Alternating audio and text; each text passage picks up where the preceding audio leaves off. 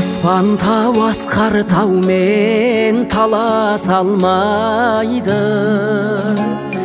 Есейе бер жетсем де бала санайды.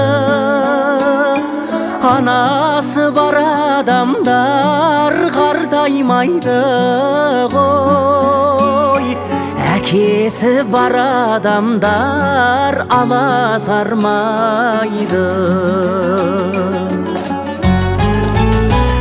Әке, сен асқар тауым еңселісің, қадір мен қасиеттің өлшемісің. Алатаудай басыңды аласартпай, адам болып келемін мен сен үшін.